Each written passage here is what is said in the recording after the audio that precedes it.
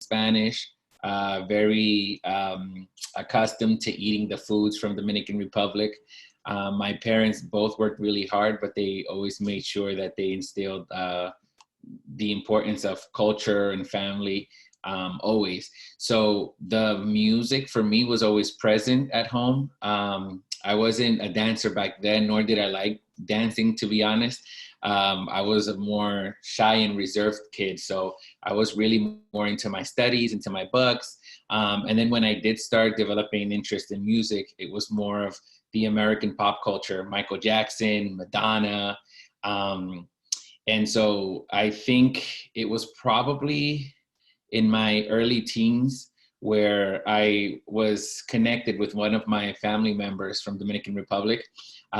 She moved over here. She's actually the daughter of my half sister. So she's my niece. And she was really, when she got here, she was really into dancing. And so she always used to dance like merengue and bachata. So whenever we would have family functions, whether it be at home or at, like in a hall or something like that, we would always, dance together. She would always, make me her partner, and I wasn't really sure what I was doing, but I would just kind of like move along. And then with time, I started kind of like developing an interest for Latin music. And that's when I was really more into specifically merengue and bachata. And then probably when I got into my high school years, that's when I was really getting more and more into connecting more with other sorts of Latin dances, salsa, bachata, merengue, even cha-cha. Like I would see ballroom shows and ballroom competitions, and I was really excited about what I saw. So I started, it became really, really interesting how much I enjoyed it, because at one point I remember even in my college years, I almost wouldn't be able to concentrate or do any of like my homework without listening to salsa in the background. And that was my kind of first entry point into really wanting to learn a style, like something that I could like learn at a studio. When I was in college, I remember we would go out to New York dance clubs. And one particular club, I remember back then I had already kind of like just dipped here and there with like, salsa steps, just kind of like self-taught really. And so whenever I would go to like a party, I was like pretty much always the best one. And then I kind of got a rude awakening when I went to this club in New York and I saw a couple dancing. And I remember the one lady was, really light on her feet. She was spinning like a top. And I just thought to myself, wow, like I want to be able to like do that. I want to be able to do partner dancing like that. And so because back then they say that you don't know what you know. So all of my friends were like, oh, you're like the salsa king. Like, I know you can go ask her to dance. And so I was kind of like pressured to go ask the girl to dance. And then when I remember asking her to dance, and sticking my hand out, and she kind of like ignored me as if I didn't exist, as if I wasn't even there. And then at that point, I noticed that then someone else had asked her to dance, and they, danced the style of salsa that she was dancing back then. And I kind of thought to myself, it's a shame and it's unfortunate, because I said if I ever learned how to dance, I would want to be the type of dancer that dances with everyone, regardless of their skill level. And so shortly after, I had a friend of mine that, I explained to her what happened, my experience at the club. And she said, I have a co-workers of mine that dance this style of salsa that you saw in the club. This style of salsa is called salsa on two. It's mambo style, it's New York style salsa. And they actually volunteered to come to our university and teach us how to dance. And I said, oh, well, that's interesting. I said, okay, cool. And so they came to the school. They taught us. That was technically my first salsa lesson. And I remember not being into it at all. And I think it was a combination of the lack of charisma from the instructors and maybe some of the material that we were taught that I wasn't really into. And so at that point, I didn't think it was for me. So I just, went back and studied and focused on my career, which we can talk a little bit about later. But then I just kept going back, I kept going back to different clubs in New Jersey and New York and saw people dancing. And that to me was what inspired me to really want to seek out an instructor and learn how to dance, because I wanted to be able to do what they were doing on the dance floor.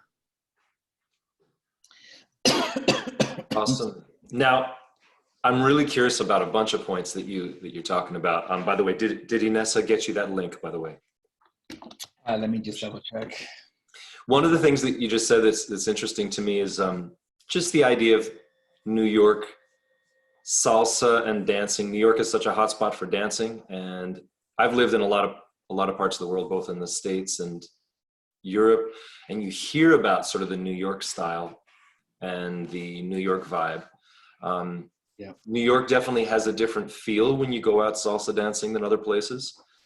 I don't know about bachata. I've never actually danced bachata in New York, but what is what would you say the difference is when you go out dancing now, or even back then, compared to the rest of the world? How does New York differentiate itself?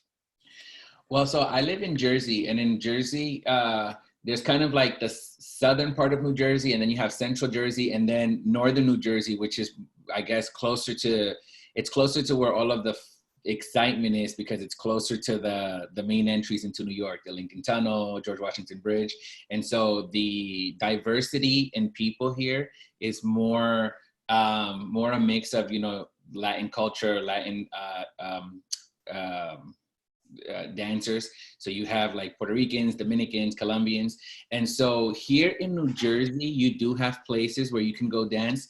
But I guess there was always that kind of correlation and connection that New York is kind of like the Mecca, for salsa and really for dance in general, because you have, Broadway dancers there. You have people that come from all over the world to come to learn how to dance in New York. So I figured, well, we're the neighboring state, and it was rare to see at parties. It's not as common to see like at a party or in a club, people dancing this salsa antu or mambo style, at least back then when I was growing up.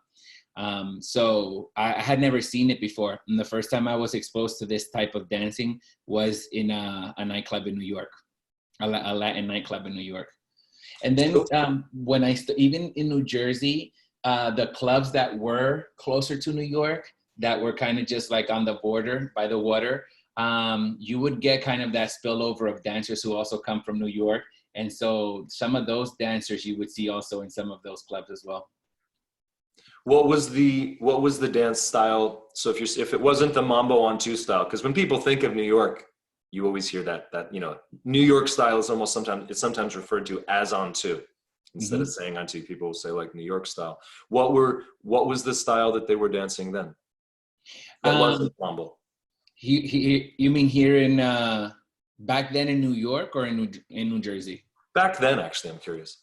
No, back then in New York, I think for me, just haven't been exposed. I didn't have really much of a reference, because when I started going out to clubs, I had only been to maybe a few clubs here in New Jersey. And so in terms of how we dance salsa, we would dance salsa here on one, or I come from a city of Paterson, New Jersey, and I always used to refer to our style of dancing as the Paterson one, which is basically like a cumbia backstep, just a series of backsteps, on an angle. And so that's the only type of salsa that I was really exposed to. New York, I would notice when I would go out to the clubs that people danced more in lines, and also dancing with a lot more technique. So you could tell that these people knew how to spin, how to do multiple spins. They were very light on their feet. So it was like quick footwork, and interesting patterns, just different combination of turn patterns. And that's, I think, for someone that doesn't know how to dance, it's very eye-catching. It grabs your attention right away, because you're just like, whoa, what is this? I don't know how to dance like this, Did you ever, by the way, I wanted to mention Desiree is going to be joining us soon. I'm excited about that too, for anyone watching. Did you ever get a chance to dance with that person that ignored you that one time? You know what? I don't even know if we ever came across each other again, because back then I wasn't really connected to the Latin dance community.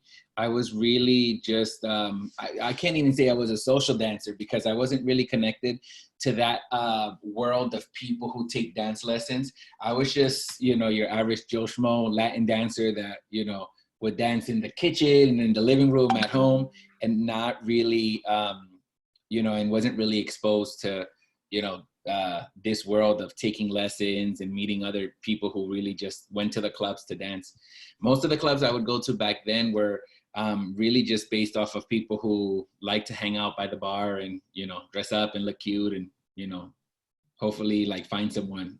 Mm-hmm. Now, in the Dominican culture, in the Dominican bachata culture, um, how much of the, like, what's it like dancing bachata in the Dominican Republic, and how did that come to New York? Like, how did the bachata, I don't want to say craze, but like, how did the movement start as it left the Dominican Republic? I migrated here probably back in 1983. So when I was growing up, you figure somewhere in the era of the 90s, bachata was very present in New York and in New Jersey.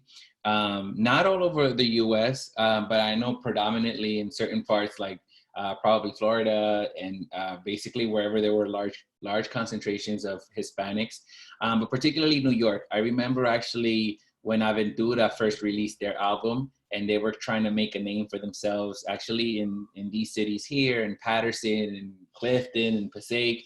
And you would only pay like $10 or $15 to go see them perform.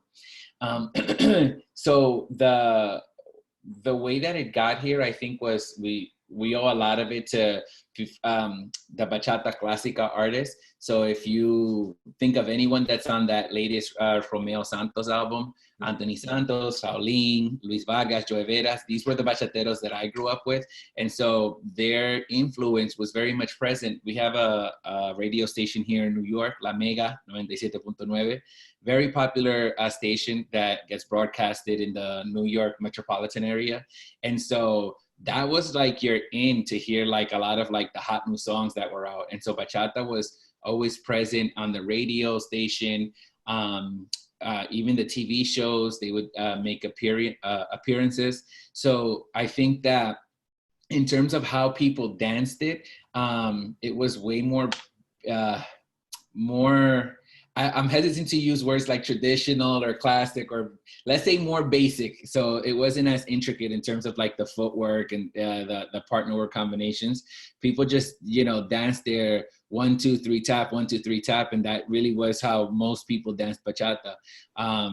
And because bachata has an influence of merengue, because it comes from Dominican Republic, where merengue is the national dance, I think that everyone kind of was just an individual, and they really expressed themselves through movement the way that they felt the music. Even back then, I don't recall ever coming across someone who taught bachata or taught people how to dance bachata. It was just more of like everyone just danced it at home. It was like a part of the culture. Same thing with merengue. What was the correlation between the Dominican barbershops? When you look on YouTube, you'll see these older videos of like people in Dominican barbershops on the East Coast dancing bachata.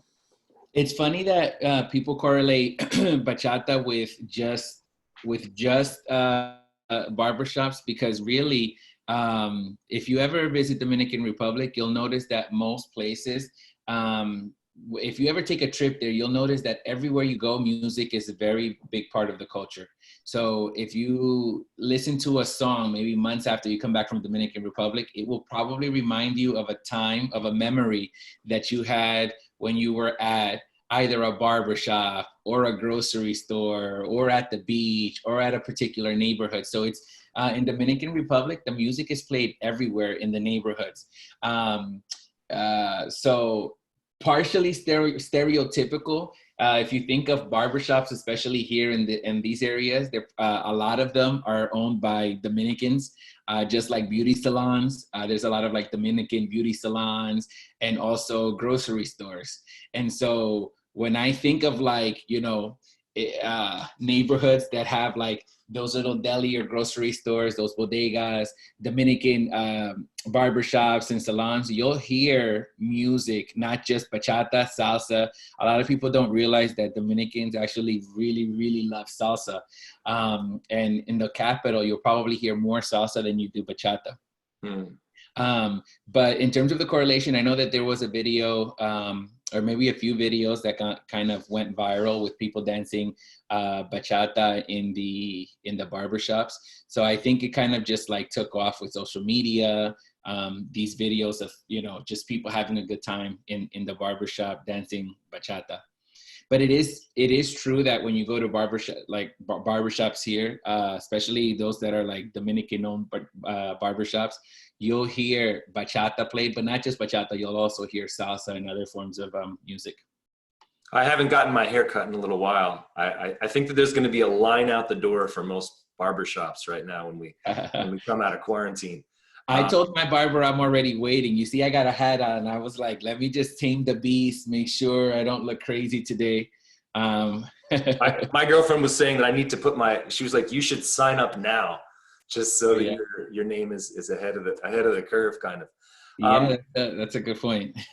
So you met Desiree somewhere along this journey. Now she's got a really extensive background in dance. I know she danced with a lot of really big names. She danced with Eddie Torres. She's been on a bunch of TV shows. How did you guys meet? Like, what level in your dancing and her dancing were you guys at when you met? So we always have like different versions of the story, but I'll tell you kind of like the best way I remember it. So Desiree, she started kind of her Latin dance career at the top with Mr. Eddie Torres. And a lot of people don't realize that both Desiree and I kind of started or entered our trajectory through salsa. As I told you before, that was kind of like my foot, my first foot in the door was with salsa. So I started taking dance lessons with a company called Caribbean Soul, Mr. Ismael Otero. Famous. Yeah, he's really the best. I really don't think there's anyone like him. He has this ability to really bring out the talent in dancers, even when they don't see it in themselves. So Ismael, the owner of Caribbean Soul, I started dancing with him back in 2004, I believe. That was when I first started taking lessons. And then independently, Desiree had this separate track where she was, learning salsa in New York with Eddie Torres. Around the same time, I was also, so I'll back up a bit. Caribbean Soul is also responsible for creating other big names in the Latin dance community, such as Grisel Ponce, who also danced with Eddie Torres. She was his partner for quite a while. And so having that relationship with Caribbean Soul, both myself and Grisel, Grisel went off to do her own thing. When I entered Caribbean Soul, she had already started doing some more independent work. And so she eventually opened up a dance studio. And not sure if you understand the way it works, but usually Eddie Torres, he kind of like, I don't want to say rotates, but he goes through his eras of different partnerships. And so he had danced with many incredible dancers, but Grisel was one of them. Desiree was another one of his partners. And so then eventually what ended up happening is that Desiree found herself connecting with Grisel, and Desiree started dancing with Grisel's dance company back then. So here I was still training with Ismael on one side. Desiree was dancing with Grisel Ponce, and both companies in New Jersey. And I think it was, so we started seeing each other at dance events. I had already started dancing on the professional team with Ismael Otero. and Desiree was traveling the world and touring with Grisel Ponce. She was doing a lot of like TV work as well. I was doing a lot of congresses and festivals, and then we met at a festival. I think we had like one brief dance, but then we met again at another. I think it was the New Jersey Salsa Congress back then. And that's where we had kind of like our first dance, where I think we formed a really good connection. It was, our first dance was actually a cha-cha-cha. And it was really cool because I can't remember if she asked me to dance or I asked her to dance. But the cool thing was that I always am looking for people who dance cha-cha, because I feel like not a lot of people do, or not a lot of people do well. And so it was one of those moments where kind of, you know, people talk about these dance gasms. I don't know if you've ever heard that term, but it was just one of those moments where everything around you just kind of just faded out, and you were just really in the moment with your partner and really in tune with the music. So it was really, really fun. One of the best dances I've ever had. And I mean, we were just everywhere. We were like just very in the spur of the moment, just dancing and kind of feeding off of each other's energy.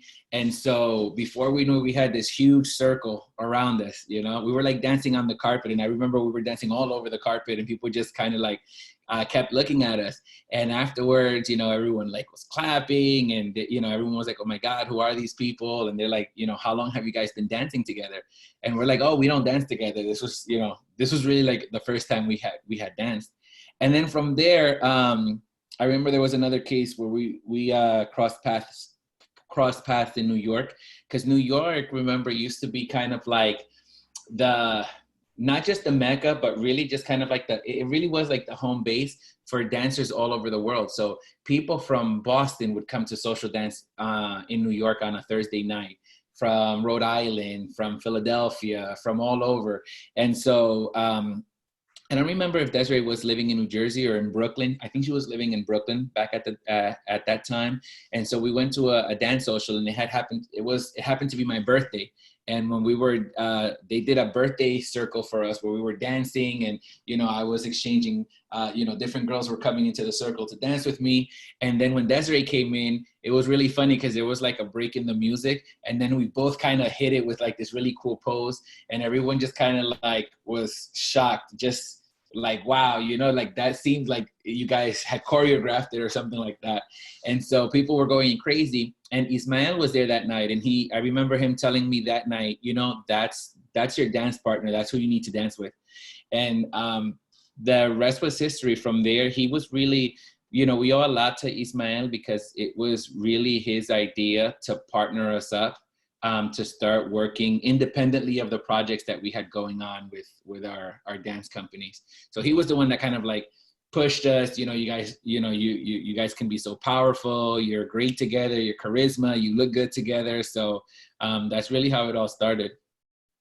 I feel like when you talk about partner dancing, a lot of business is worked out on the carpet floor. And what I mean by that is that scene at congresses on the carpet where you're off of the dance floor. I've seen many dances on the carpet with a circle of people around, where you're watching, and at the time it feels like, oh well, I'm just at a congress. This is just one of many dances. But I can look back on some dances that I saw on that, you know, on these carpets, and I really think they were actually special moments in dance history. You know, where you see a video of that years later, and that's, you know, it really was like a defining moment in people's careers. And I love that carpet scene in the Congress. I like dancing on the carpet personally. I don't know why, but I just do. But I really do. I think the next time I'm at a Congress and I see a circle like that, you know, I'm gonna think of that story of you and Desiree, and how things began, because it's easy to overlook. You're just like, they're just dancing in the corner. Can I ask you a question about bachata? Because sometimes I feel insecure about the terminology. And actually, you had added another one, the cha-cha. First, bachata. Do you prefer / do you consider it more correct to say traditional bachata or Dominican bachata. I've heard some people say, well, all bachata is kind of technically Dominican because it comes from the, you know, its origins are in the Dominican Republic. What do you think the term, what's the correct term for that? So I think there's no such thing as correct, because every time you talk to a dancer or an instructor, you're kind of really just getting their perspective and their views on what they feel is, you know, a correct way of labeling something. I'm not big on labels in general, but I do feel the need to clarify confusion. So I think that when I first started dancing, I just called it bachata. And I remember, I'll tell you a funny story. I was invited to go dance out in the West Coast. And Ismael told me, who, by the way, was the one to also push me into switching gears from a salsa dancer to focusing more on bachata. But he was the one that said, hey, you know, I want you to come with me on to this festival out in the West Coast. And I want to get your take and your perspective on the way that they dance bachata. And so they actually had conducted an interview with me, and I was just seeing, because I said, well, you know, how different can it be? Bachata's bachata. And he's like, well, you'll see when you get there. And so in the interview, they had asked me what was the difference between the way that people dance bachata in New Jersey and New York versus the way that they dance here. And it's, and I just like, I couldn't think of just like a more humorous way to explain it. But I said, you know, I said, I don't know if it's going to translate that much in English, but in Spanish, what I said was, it's like el baile de la empanada, like the empanada dance. And they said, well, what do you mean? And I said, well, yeah, it's like lambada, pero con la carne adentro, I said, with the meat inside. And so everyone started like laughing, like, what are you talking about? I just wasn't used to the way that people danced in other parts of the world, because growing up, dancing to, you know, the music from Raulín, Anthony Santos, it was more of the way that you dance merengue in terms of like the positioning. Sometimes you could get close, but you didn't always have to be close to dance bachata. Also, a lot of the things some of the things that I noticed, that people were really low in terms of their posture, like the knee, they had like double bent knees. And so that was something new to me. And then they would dance with their knees kind of like interlocking one another. And that's also something that I wasn't used to seeing. And so in terms of like how we label it, I think people began to, because at the end of the day, you know, dance is fun, but it's also a business. And wherever you find the opportunity to create a, you know, some sort of like branding opportunity, you're going to say, you know what, I'm going to take the way that I dance bachata and I'm going to call it something different, so that it's, you know, sounds catchy, so that people feel like they're learning something different. I mean, salsa went through its, you know, life cycle of changes and evolution.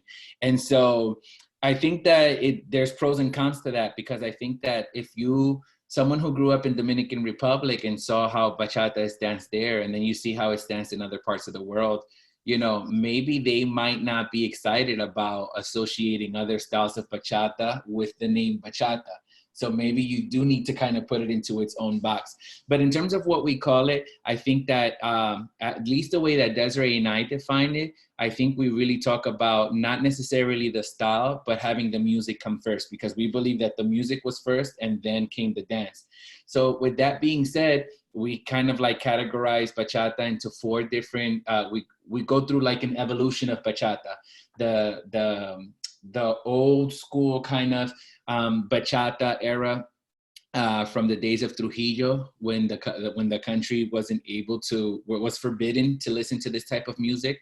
You had a lot of like bachata that was sounding more like bolero, and you really felt like the bolero and the son influence of bachata.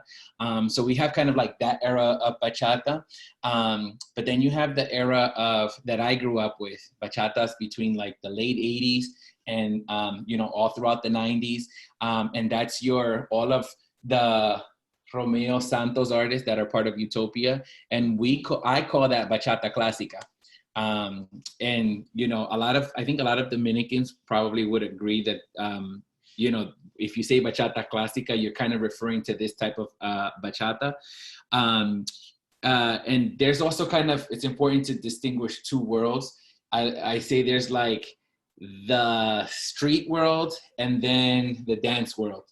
The street world meaning like, you know, you're not someone that, you know, maybe has like the technique of doing like a double turn, but you grew up listening to the music. You're probably Dominican or Latino, or you grew up in neighborhoods where the music was always present. And then you have like the dance world where this is like the culture of going to a dance studio to learn technique, to learn how to dance salsa, to learn how to dance bachata.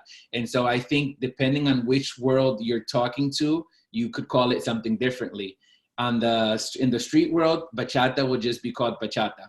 In the Latin dance world, Latin dance network, the studio world, that's where bachata clásica was probably referred to as traditional bachata, Dominican bachata, bachata dominicana, and all of that.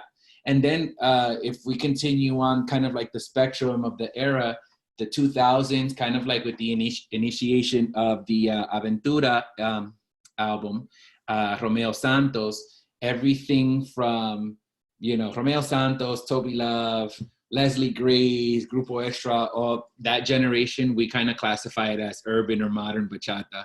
Um, and that was kind of like the Ataca Alemana on YouTube. And that's the thing. I think like when you think of the labeling the style, I think for me, the way that I define it, I think of like the music first and then the dance. So if you think of like, for example, the type of music that Desiree and I dance to would be bachata clásica. Some people would argue that the way that we dance isn't traditional bachata, isn't Dominican bachata, you know, but you can't argue that that's the style of music that we choose to dance to. And so we dance with our individual style. If you look at Ataque La Alemana, yeah, you'll probably see them dancing more, to more of modern and urban songs like Romeo Santos. I know Ataque, that's one of, you know, if not his favorite artist. So yeah, you'll see that that style will then be, their style will be associated with what's called bachata urbana or modern bachata. And then you have that fourth generation or that fourth era of remixes and covers where, you know, you have, and I think in that generation is where we get kind of more into, you know, where exactly is the cutoff point? At what point of modern bachata do you say, well, now that's a little bit more sensual than modern? For some people, it kind of just is a gray area, because you could probably argue that like a Daniel Santa Cruz song, for example, could be danced with the style of Ataque La Alemana, because, you know, it does have the 5 instruments, it has the musical arrangement that, you know, a musician would define as, you know, it being bachata. But then if you talk about how you're moving to it, maybe if you start incorporating technique, for example, of other dance genres such as zouk or kizomba, then you might see some of like the waves and things like that. And then you could argue, well, yeah, that's more sensual bachata. And I think that's where you start getting into controversy of like, oh, well, what's sensual, what's modern, what's right, what's not, what bachata, what isn't. And we try not to get into most of that. We really just try to educate our audience in terms of like, look, this is how we define the music. In terms of the style, one can say, hey, that's bachata, that's not bachata, that's up to interpretation. But from, you know, long before I and Desiree were here, you know, Desiree and I were here, you know, a lot of street dancers would say, oh, these, you know, ballroom dancers, they classify us as, you know, they don't dance bachata. That's not Dominican bachata. And I think sometimes even using the word Dominican bachata could be offensive to Dominicans, especially if it looks nothing like how it's danced in the country. It's so the history and the story of these dances is fascinating, because it's obviously such a dynamic art form. It evolves and it changes. It, you know, you have a dance like zouk that starts in one part of the world, but you have a country like Holland where zouk just all of a sudden gets big. Maybe there's an influence in a particular city, and then you have a Dutch style of zouk. But even just in what you just said, there's so many iterations there. Like you talked, if you were to talk to people dancing sensual bachata now, and of course sensual is like a really big dance movement right now. Well, to a lot of them, you guys are referred to as traditional. You know, they're Right. like, no, that's traditional. And but I know that to you guys dancing, you guys were probably referred to as a breakout from tradition, like you're saying. Um, and I think it's absolutely fascinating because it also you can kind of look ahead and go, well, where's it going to go from here? You know, what are the next steps going to be? Who would you say is there a dancer, an artist that you could say does dance traditional Dominican bachata? I think it depends on how you define traditional. And that's why I think I've always had, even from the beginning of when I started teaching, calling my style traditional. If I were to choose a word looking from the outside in of how I dance, I would define my style as modern. However, I think that what I try to do is really maintain the essence and the roots and then just adapt it to my style, so that the culture can continue to spread and people can continue to be interested in it. Sort of like Romeo Santos did with his iteration of his version of bachata. I remember when he first started, people at the clubs would say, "Oh, you know, I don't want to go see Romeo Santos or you know, this boy band, this bachata boy band Aventura." So he, you know, people threw stones at him because people argued that's not bachata. It's not bachata. It doesn't sound like it, and it's because it's not what people were used to. But globally now, most people would agree that, you know, he's kind of inherited the title of the king of bachata. So how does that happen? How do you go from being someone who's criticized for not, you know, for not playing the type of music that people were used to now just having a new sound and kind of you redefine what it is? And I think that Romeo did a good job of not only creating his own style, but really maintaining the essence of bachata. It's a new way of thinking of what bachata is. And again, it's how you define it. From a musician standpoint, how do you define bachata? What do the minimum amount of instruments have to be present? The different rhythm sections of bachata, are they present? Do you have, you know, like the specific guitars, the requinto, the bass guitar, the rhythm guitar, are they present, you know? And so I think it's how you define it. In terms of like how you define the dance, when I think of the word traditional, I think of really traditional. For me, like meaning traditional, meaning more folkloric. And so I unfortunately didn't have the blessing of being around people who danced bachata in the days of Trujillo back in 1961. But when I was growing up, I did see the way people, in like my elders danced bachata, and it was different from the way that we danced. So if I define it like that, then no, I wouldn't call what we do traditional, because back then the steps were more static. They didn't travel as much. There wasn't also the pronounced 1, 2, 3 tap. You know, a lot of times they would use the 1, 2 pause, 1, 2 pause, or 1, 2 slide. So that's a more traditional way of dancing. In terms of like a traveling artist that dances like that, right now I can't personally think of any, just because, you know, we're in an era of, you know, the flashy stuff sells, right? So you can find people who know how to dance like that. I myself sometimes prefer to dance like that, but it depends with the person. But in terms of like what you see on social media, what you see at workshops, most people don't want to learn roots. They want to learn, you know, how many different 8 counts of partner work or footwork can I fit into this one class? And so, you know, unfortunately, that's what's been selling. But just offhand, I can't think of anybody that I know that I would say, yeah, truly dance is traditional. Now, you could say, if you were to define bachata in terms of like how they dance in Dominican Republic, even right now, the way they dance in Dominican Republic is different than how they dance in Dominican Republic years ago. You know, I've been dancing for over 20 years, and, you know, even my dancing has evolved.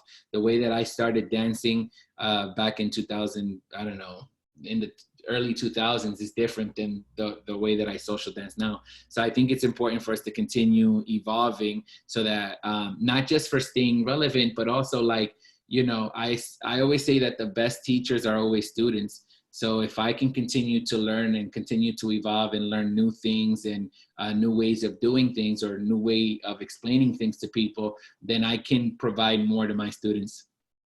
That's fascinating. Now, what's your favorite drink? You know what? I'm not much of a drinker, to be honest with you. I think Desiree is actually the one that, you know, she's always making fun of me because she says I always get the girly drinks. I'm a big fan of Malibu and drinks that have like, you know, fruit juice in it. But actually, more recently, I've really been liking the Brugal Leyenda. That's actually one of the drinks that I really like as well. Where is Desiree, by the way? I want to see if I can. You know what? She had a collaborative workshop today with Grisel Ponce. And again, because we were like kind of confused with the time, I'm assuming that class probably went way over. Okay. Now, yes, my apologies. Oh no, it's totally okay. The what are some of your favorite artists to dance with right now? I've always enjoyed dancing to Raulín Rodriguez, and I still enjoy dancing to his music. He's my favorite bachata artist because of a mix of the storytelling that he has in his music, also the melody of his songs. Oh, there she goes. Desiree. She's there. I wonder if she knows she's on camera. She's just texting me. But yeah, so Raulín is my favorite. Awesome. Now, hi Desiree. I'm not getting audio yet. Yeah, I don't know if the audio is on. Let's see if we can get audio. Yep. Hi Desiree. Hi, how are you? It's so sunny where you are. It is. Yeah, it's beautiful, sunny Seattle. We've been, Alex and I have been talking about your favorite drinks. So let's start your segue into there. What's your favorite drink? Are these alcoholic drinks? You know, your choice. Oh, I love me a good margarita. I'm gonna put that out there. Hi guys, I'm a little sweaty, just came from class, but yes. Hi, it's an honor to have you both on the show. We've been talking about bachata, the history of bachata, your guys' bios. You guys are such inspirational dancers. We were talking about traditional and the different terminologies. One of the things, what do you guys? This is a loaded question, of course, and I don't mean it in just like bad or good, but what are some of your thoughts on sensual bachata? And the evolution of bachata right now? Oh, what are my thoughts on that? Well, I love to dance. I should say that. I love to dance, and some of the music right now that is really popular is more lyrical, right? And so because it's more lyrical, my movements tend to be like smoother and elongated. And if that's what we're calling sensual bachata, I love that, right? But some of the stuff that I think the general problem with most of the people that I talk to is like not everybody has that extended vocabulary. And so it's when you dance with people who aren't leading it right, then you just be like, ugh, I'm so turned off by the whole thing. But it's actually really fun. I love it a lot. And then the second part to that was, what again? I love sensual bachata. And then what was the second part to the question?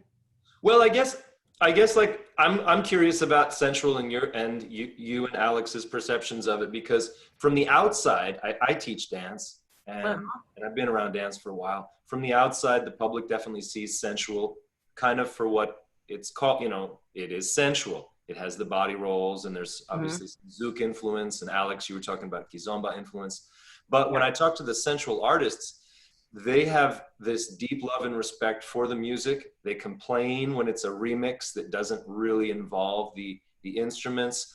And also I see a lot of footwork within sensual, and it almost feels to me like the base of sensual is still, I don't want to call it traditional, but it's bachata You mean footwork. it's still bachata? Yeah, Right, because bachata, you got to move, right? I mean, you it's do. not, Yeah, or else it's like, you know, I mean, and I don't know how much you guys have talked about this, but you can go back and forth on names and terminology, and like, then, because it's just hard because there's not, the world isn't so codified. The whole dance world isn't on the same page. Because if it was on the same page, then we could be like, boom, we all call this, this, and this, and we made up a new name for this, you know, but there's no new name for a lot of this stuff. It's just like all fused together. So, bachata to me is still bachata. So if you're adding like more movements of something else, and those movements that you added, you added like 70% new moves, then maybe it's like a whole different dance with a whole different technique and structure. But to me, if we're dancing sensual bachata, it's still bachata. So I'm still moving and still have, you know what I'm saying? Like, I'm not just staying still the whole time. For me, I don't know. you guys are amazing, by the way. I just want to say that again. Like we've done a lot of interviews on this show, and I was so excited to do this particular one just because we spend hours watching you guys. Our students do, our whole bachata scene. You know, you hear it so much, especially amongst our, not just our traditional or Dominican style dancers, you know, but the people that call themselves sensual dancers. They just, you know, oh, Alex and Desiree, we love them. Desiree, will you tell me a little bit about your bio? I know the basics. I know that, you know, obviously you've done collaborations and dance with Grisel Ponce and obviously Eddie Torres. You've been on a lot of TV shows and things like that. But how did you start dancing? Well, so I'm originally from Houston, Texas, and yes, hot sauce in my bag, swag.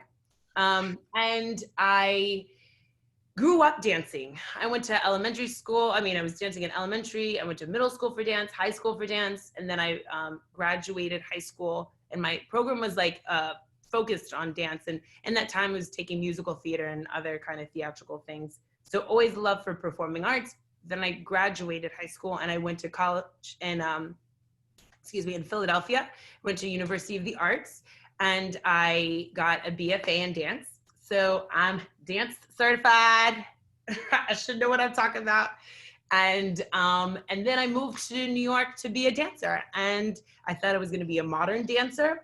And you know, if you are a freelance dancer in New York, you know that you're like, what's the next gig? What am I doing? Who needs me to dance? You need me to tap? Okay, I'll tap, you know? And so then during that time, I had a waitress job, and I was meeting people and networking, and I was going out social dancing all the time. I kind of started dancing like Latin dance when I was home in Houston. My mom would take me out, and my mom would like dance, like swing out with me, do like a local dance called Zariko. I don't know if you guys are familiar with that. And which is very reminiscent in that family of like 3 steps, bachata, cumbia. It's very swirlish. I feel like I want to get a grant to study that, but in merengue. And so I kind of had the basics and stuff. And when I was in college, I didn't really social dance most because I was focused on like other forms of concert dance.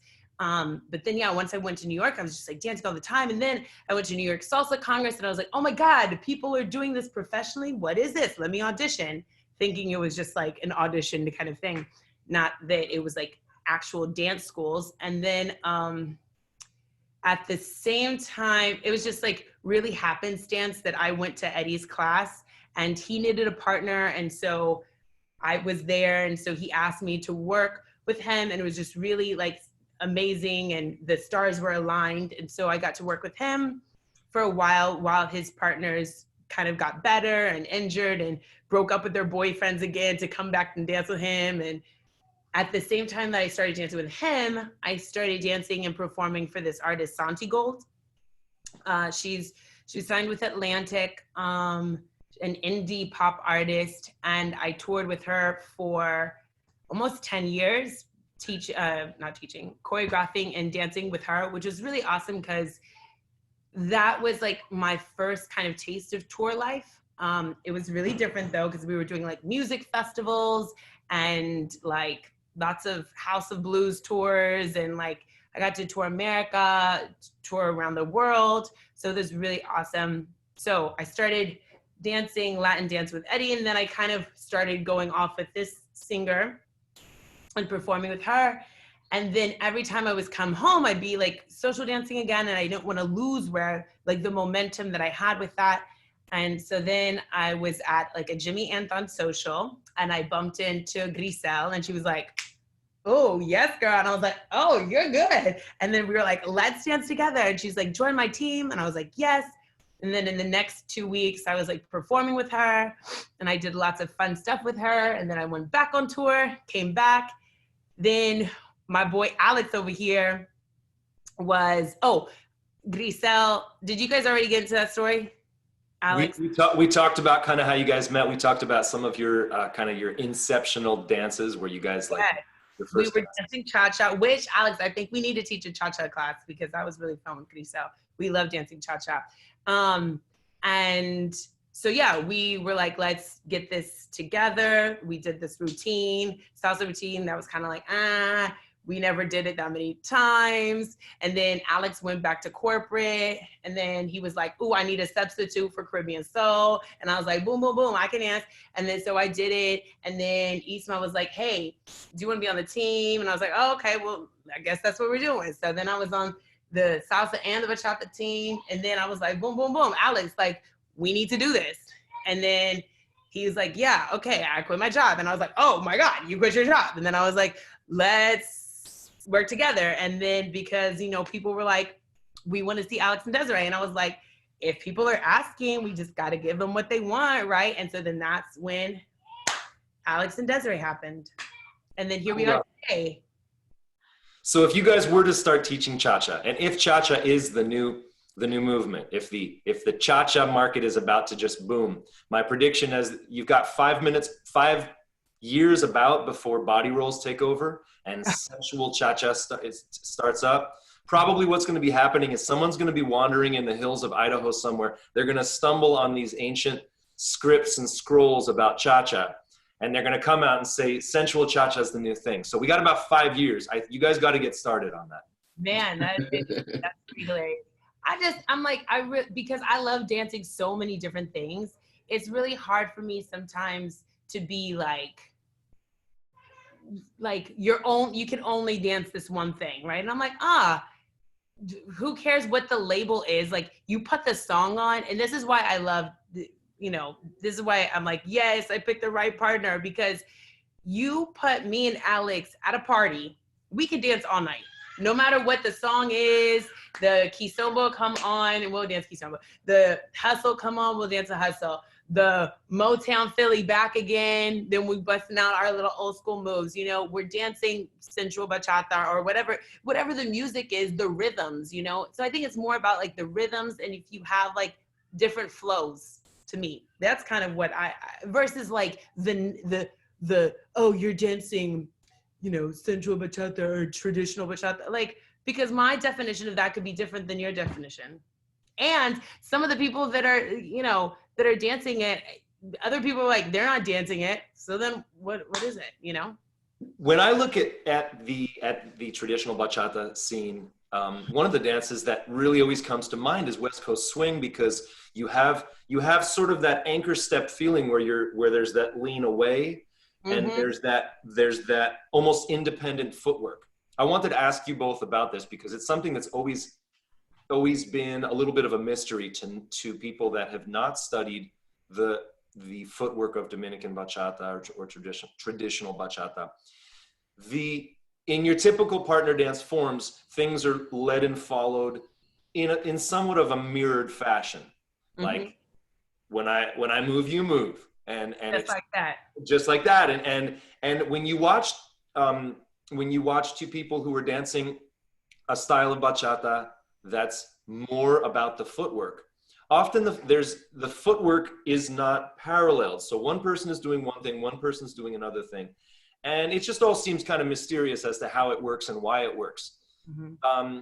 That's an open-ended question to either of you guys. How would you explain that to people who have no idea of maybe what I'm talking about? I think that's just called dancing. When I think of like when you're taking a class and we walk students through how to execute a basic step. And really, what is a basic step, right? The way that maybe we kind of codify as instructors, what a basic is you observe people dancing and then you say, okay, for 80% of the time, what is like the base rhythm or the base step that they're doing? Okay, most of the time they're doing this. Let's call that a basic and work off of that.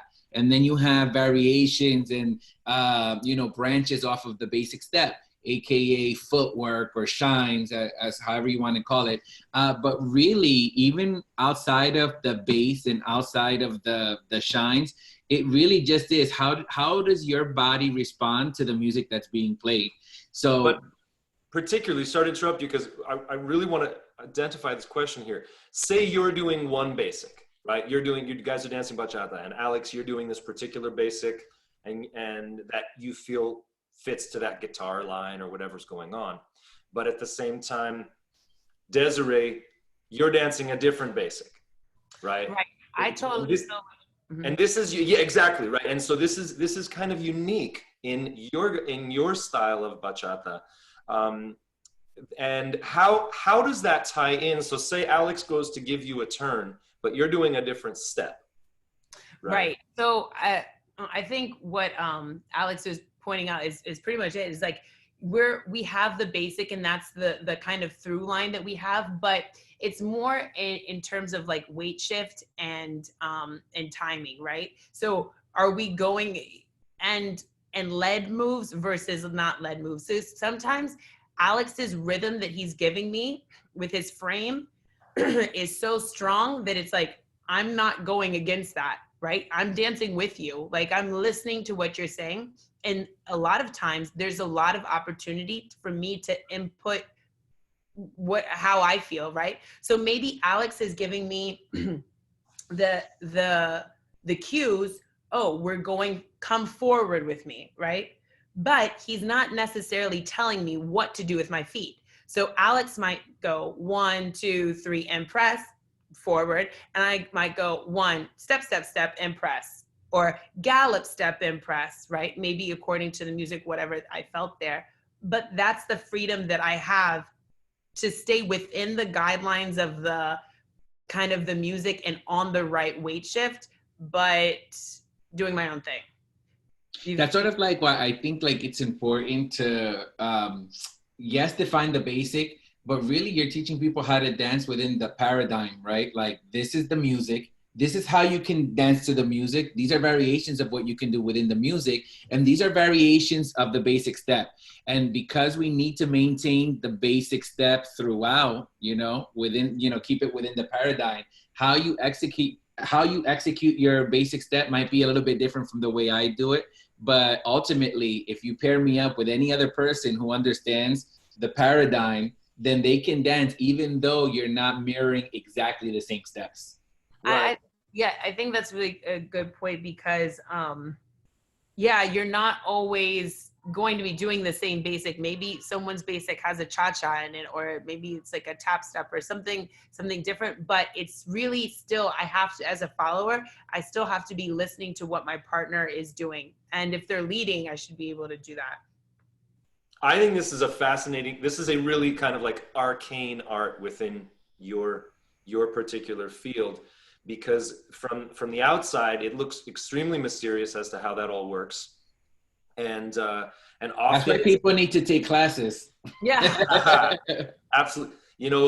Speaking of classes, so just to fast forward to right now for you guys. So you're both teaching online, is that correct? Correct. What are the platforms that you're choosing to teach on? Are you teaching over Zoom? Are you teaching private lessons? Are you doing pre-recorded classes? Yes, all of that. So we basically, if you want to learn with Alex and Desiree, you have kind of like various entryways. So you could go to alexanddesiree.com, and there you'll find we have like a shop, a store where you can buy pre-recorded dance lessons. We have beginners, intermediate, and advanced lessons that are pre-recorded, and you don't even have to wait for them to ship to you. They actually are available online, so you can download them onto your local computer to view them from home. So we have those three. We also have salsa recorded classes. Desiree has a lady styling class. I have 2 footwork. I don't even want to say class lessons, because they're like what we used to call DVDs, but no one has DVD players anymore. So now we've just kind of like made those lessons available electronically. So that's one way you can learn with us. We also are available for private lessons. So you could reach out to us via alexanddesiree.com or at our Instagram at Alex and Desiree. And you could message us there for more information on private lesson rates. And those private lessons now, with the COVID-19, we're doing them virtually through the Zoom platform. And then we also have weekly classes. So I myself have 2 lessons that I do a week. Right now I'm doing Monday nights at 7 p.m. Eastern time, and Wednesday nights at 7 p.m. Eastern time. Monday I do intermediate bachata footwork, and Wednesday I have a back to basics class. And that's actually going to change soon as well, because I'm going to be opening up salsa lessons as well as an additional day of bachata for people who are abroad. What about cha-cha? Listen, I got that covered. I'm teaching a cha-cha class. I'm like, Alex, come on, let's do it. I'm teaching. I'm going to do it. Look, you just motivated me right there, teaching cha-cha. I have heard this for years, you guys. I mean, I've been running. We have a team of maybe 40 instructors at Salsa Con Todo, and I hear from so many of the Latin style dancers, cha-cha. We love cha-cha. When's cha-cha going to come back? You know what? Because there's so much freedom in cha-cha. There's so many things you can do and so many things you can play with. So that's why I love it. And then also I teach Wednesdays at 1 p.m. dance lunch break, an intermediate bachata class. It's not just for ladies, it's for everybody. So yeah. I can speak from experience that your classes, certainly your pre-recorded classes, are absolutely top notch. Your explanations are fantastic. It really, your soul and your exuberance about the dance really come through. Let me ask you guys about motivation. Oh, actually, one other plug. I wanted to mention also, for those of you who are interested in teaching, we also have a certification course that's also available online. And you could reach out to us for more information on that. And we actually worked with another company called the World Mastery, and we actually have a set of pre-recorded syllabus for instructors that also can kind of basically leverage our material and our content to teach. And that's part of a bigger program that if you're more interested in that, you could reach out to us as well, and we can give you more information. Mm-hmm. I love it. Many of our instructors are take your course in that particularly. Awesome. Right now, one of the things we're seeing a lot, and one of the things that I hear in the dance world, is just people suffering from lack of motivation. People are depressed. A lot of the motivation initially for people to start dancing is, of course, the physical contact and the communities. Where are you guys finding your inspiration and motivation to dance right now? My motivation to dance, or my motivation in general? No, it could be either, because both are needed right now. I think for me, the physical aspect of dance definitely motivates me, because I don't have the luxury of going to a gym. Every time I run my team rehearsals or after I finish a class, I'm sweating profusely as though I was actually doing a live class in front of people. So even though I don't have people physically in front of me, I do get the same amount of workout. So that's one motivation for me. I also think about, and this might sound a little corny and cheesy, but also kind of like the greater good. I think in times where people are kind of very saddened with what's going on in the world, I see it almost as a kind of calling and purpose for us to provide that level of joy and that level of kind of excitement that Alex and Desiree are known for. That's, I feel, kind of like our little ounce of contribution that we have in the Latin dance scene. Once the COVID hit, we got tons of requests to, do a challenge or, release a challenge, release a new video, post more, because I think that people need that for motivation. So those are two of the reasons, two ways that I find motivation to continue dancing. And also because it's my passion. Apart from the fact that this is our job and our profession, it's something that we both love to do. If you ask me what I would be doing on a day when I'm not, going out to a congress, I probably would want to go out maybe dancing, or at least listening to the music, because it's such a big part of me. I think, just to echo what Alex said, totally, everything he said.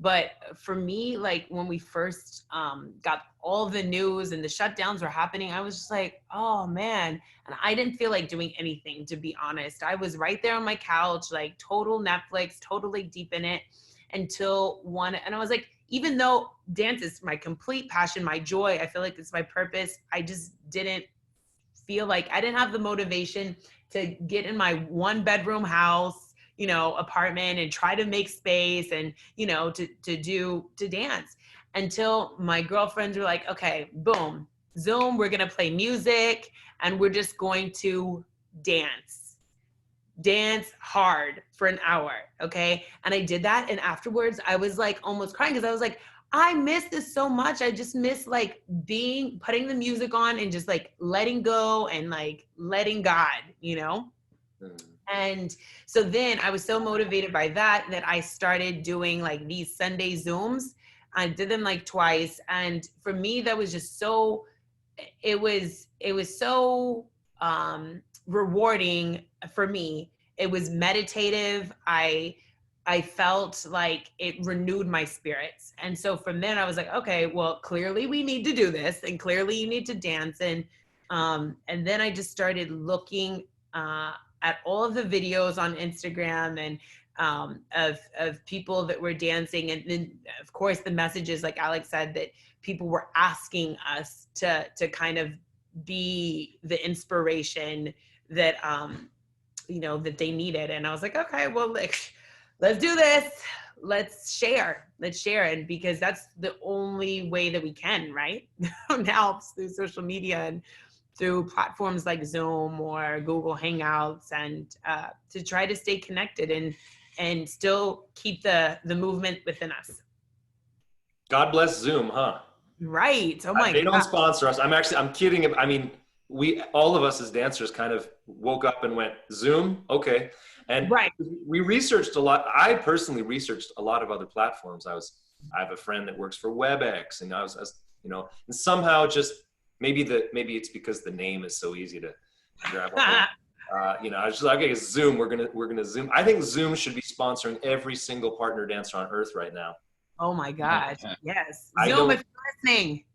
Yeah, when you talk about like a shift in the industry to have to go from an art form that is pretty much 99% holding hands and a ton of solo work as well, but that's if you're smart enough to do it, and practice it on your own. But like pretty much people are drawn to it because they're holding hands. And then you get this COVID thing and everyone's like, well, we can't hold hands anymore. To have to shift an industry to platforms where we can still keep that alive. I think that it's going to grow these dances in some way, just because everyone's forced to kind of stretch outside of their comfort zone. Do you feel that how effective are these classes on Zoom for you guys? And I'm not talking in a monetary sense. I'm talking for the students. How much do you think they're getting out of it? I think people love them. I did my first week that I held classes. Everyone was like, I can't wait for the next one. I think it's that what I said, the physical activity is one thing. People are afraid to get big over this quarantine, or get bigger, including myself. And also just dance brings people so much joy. So why not, even if you're doing it from the comfort of your own home, it's like, I mean, that's what it is. I think for people, a lot of people who didn't have the time to go to a Desiree class or an Alex class, they're like, oh, wait, I don't have a job anymore, or I'm at home with flexible hours and I can actually make this, and like I can do it from home. Like that's the convenience. So that's a plus. And before I wasn't teaching online. So now I have people who are like, oh my God, I can't believe, like, now I get to take your live class. Like, so that's it. That's a different way to look at it. Are you guys going to continue? Two questions. How many people do you allow in a Zoom session? I mean, are you allowing 100 people in the session, or is it a smaller group? And are you going to continue Zoom classes after COVID-19 passes? Yeah. Well, I think the limit on Zoom is about 50. So if I can get 50 for every class, hey, listen, let's pack it out. I think it's also why I'm going to start expanding and doing multiple dates during the week, because the particular time slots don't always work for everyone. So I think once people start kind of getting used to this kind of new norm, right? They'll pick up on the fact that, hey, yeah, I can pay, $10-15 and take a class with Desiree on Wednesday at 1:00. But if that doesn't work, I can, learn with Alex Monday at 7. And so yeah, as many people as possible. Right now, I think the limit on Zoom though is 50. And also in terms of will we continue, not only will we continue to do online classes, but we're also in the middle of releasing new videos and launching a new website where people will have access to even more Alex and Desiree classes. I would love to see this. I'd love to see any silver lining in this cloud here. And the very, very comparatively few people in the world know about partner dancing. Most people, if you ask them, what's partner dancing, like they've seen Dancing with the Stars, or they've seen, they've seen Ballroom. And with the wave of videos on Instagram and TikTok starting up. TikTok is the new frontier. That's my prediction. I think it's an amazing teaching tool. But the waves of material from these top level dancers, that are online right now. Hopefully it's going to spread and just make our dances more known to the rest of the world. Yeah, I agree. I totally agree.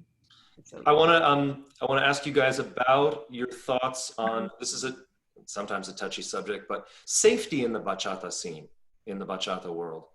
As the world has changed, certainly the dance industry has changed a lot. I know we've seen it change in Seattle. Due to Me Too movements, to do with just awarenesses that this should be a safe space to experience.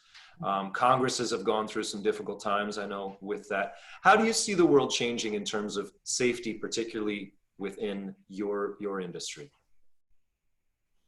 I think. Go ahead. go ahead. I was just gonna say that I think people are just more aware now, more than ever, about just being respectful, right? And people are like demanding levels of respect that maybe people just weren't aware of before. What is okay, what's not okay. And yeah, I think that that's also the responsibility of the teachers, the dance teachers who are teaching these social dances, the beginner level, to be like, hey, okay, so I'm teaching you this dance, right? So when you go outside of this classroom, or even in this classroom, this is how you can kind of connect with people. This is kind of how you can engage with people. This hand placement right here is not okay. These kinds of things, what else was I going to say? Yeah. And so then you can give them the information and the tools to go out, because if people have never gone out before and they're all of a sudden, okay, they start going out social dancing and then they're touching girls' boobs and stuff like that. I mean, and they don't know, you would think that people know that, but I think also safety becomes a topic of discussion with the age of social media, because that a lot of the people that are entering our circle aren't necessarily coming in through dance studios and through respected instructors or knowledgeable instructors, but more so through the YouTube door. And so if you saw something, like a dance couple, for example, that are very, very connected and, there's touching in places that, maybe the average social dancer doesn't want to be touched. you know, that could be a problem. And I think that us as educators, like Desiree said, we're the ones that kind of have to be the ones setting the example of the do's and don'ts. And I think more so, not just also with the Me Too movement, but I think it's also a good point to bring up the understanding of gender roles and gender definitions and how people want to be referred or not want to be referred, and just having that that boundary of like respect, you know, because people, I think nowadays we have to we teach more than just dance, you know. And I think just like school teachers, you know, I mean, I look at some of the things that some of the topics that our nephews are talking about, and I'm like, whoa, like none of this stuff was ever even relevant back when I was growing up. So it's just creating more of that awareness and having those conversations. Mm-hmm. And the gender thing has changed so much. It really has. For sure. A place where people feel comfortable to be themselves and to dance, right? Just so. And certainly there can be so much intercultural confusion. I don't mean about cultures in terms of like the language of it, but more like you look at Central Bachata. You could go to a Central Bachata class and the instructor's like, you put your hand on the girl's or the follows, you know, clavicle, and then she's going to do a head roll underneath it. Or you see artists where they're touching each other's faces, but then you go at social, that person, they take that class and like, but my teacher, but and then you're dancing with someone else. Desiree, how do you approach it when, say someone wants to try to touch your face while dancing and they're like, you'll learn with me what not to do, because I'll slap that hand right quick. I'll be like, no. Try to do the shooting of the gun thing. That's not happening with me either. Wait, what's that? No. I'm new to that. What? You've never seen that? What's that? The guy, the leader will put the gun to the follower's head and go like this. They'll mush their head to initiate a body roll. What? Google it. There's a video about the bachata boner that I've seen, but I've never seen that video. That's not a trend. The gun thing is not a trend that came to Seattle. So I've just never seen that. I mean, it's a real thing because the world has changed so much. You've got incredible, you know, non-gendered follows and leads. I haven't seen many high level, bachata follows, male bachata follows. I've interviewed some amazing male bachata or salsa follows. We interviewed Diony Da Silva, you know, these big names in the industry. I haven't seen that as much in bachata, but I'm sure we're going to see it. Yeah, we see it. I mean, we're in the front line, so at the festivals and the congresses, we see it all the time. I actually follow and lead as well. Roy were highlighted on World of Dance, and they were dancing bachata, right? Who was that? Or Jonathan, right? And Roy, they danced bachata. They were on the World of Dance, the Jennifer Lopez show. Okay. Yeah, I love following. I prefer to follow just because it's blissful. You know, leading, I always feel stressed because I have to think about the next move. But I have gone to places where it's not as acceptable. And I've been in I remember one place I was in Europe somewhere teaching, and there was a lead that was amazing, and I just kind of wanted to see what they felt like. And so I went up and asked them. I was like, "Hey, would you like to dance?" And you just said no. Okay. Yeah, that's some people are not comfortable, and you know what I like to do? I'd like to do that too, just the same way that you're like, oh, it's blissful. I'm like, oh, I want to lead. I want to see what this girl feels like. She looks amazing when she dances, like, but I'm kind of on some like, let me share energy with you, because not so much leading and following, it's just kind of like groovy. I like to do that a lot. But Alex follows and leads, and we try to do both because, you know, it's fun to do both, to flip-flop. What do you guys have in the works in terms of competition? Do you compete currently? Well, obviously not right now, but are you going to be competing in the future? We don't compete, but we are judges for the World Salsa Summit. And so, yeah, we don't know what's happening with the Congress World anymore, but yeah, we are judges for that. So we don't really compete that much anymore. That's difficult to know, huh, when the Congress scene is going to come back, Yeah. because it's such a volatile thing. Our industry is, I think it's certainly, it's a very hard hit industry because it's so, you're right in the person's face and you're holding hands and Yeah. Kind of hard to be 6 feet away. are you looking forward to teaching classes in person again? Absolutely. Yeah. Yeah. Absolutely. It's one of the things we really enjoy about our job is teaching. Do you have any plans for how you're going to ramp back into teaching? Do you plan on, for instance, like maybe wearing masks during the initial classes, or do you have any thoughts about how we're going to transition back into teaching in person? I've been just following the news and really just trying to, we're taking it a day by day because it literally changes every single day. There's a new announcement, a new way of the way we're going to proceed moving forward. So once the quarantine is lifted and everything opens up, I mean, we're not going to just jump right into a studio and say, hey, we're back. It really is going to depend on how, what the government says, how we have to do it. The government, yeah, for sure. And if that is wearing a mask, I'm prepared to do that too. But, safety first, right? Creating safe spaces and healthy spaces. Absolutely. We only have a couple more minutes here, you guys. I wanted to check in on how you're both doing personally. You're living in a hotbed area for COVID. I know you're on the East Coast. What's it been like? Has it been difficult? It's really crazy. World is really different around these parts. Luckily I'm home with my husband and my baby, and we're safe and healthy. It is different than, I just saw a meme about like quarantining in California versus like New York or New Jersey, where everybody in California is like, wow, the sun and backyards and my pool and the mountains. And then in New York, people are like trying to do yoga in the bathroom, like, and trying to like find spaces, and our parks are closed. So you kind of have a new appreciation for like nature and outside and how much like we really need those things. But yeah, you have to wear a mask everywhere you go. Try to limit just going to the grocery store and back, and trying to do our part to stay inside and stay healthy. Such bizarre realities we're living in. I mean, look at Georgia's opening up, right?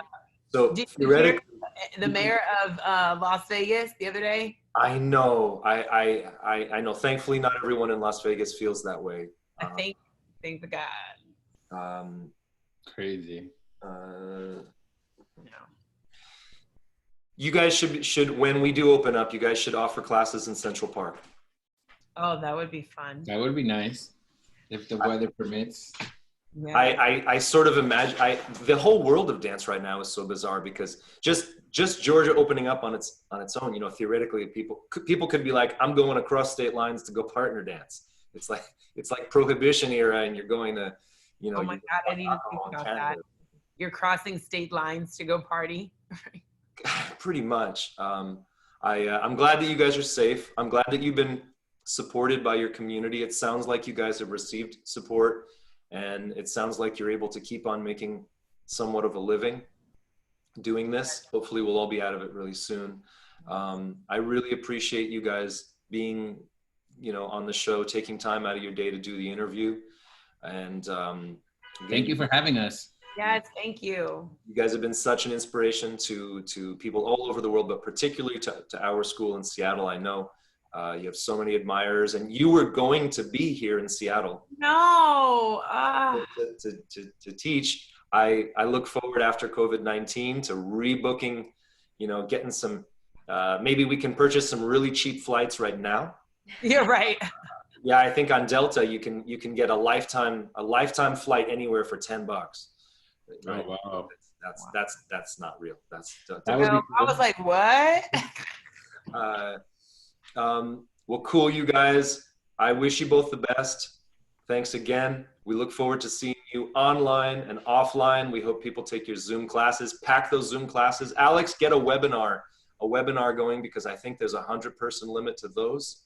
Okay. There's a couple little things about doing a webinar, but it's pretty straightforward. There's some free trials for like the high level webinar membership or whatever it is, and you can get a lot more people into those.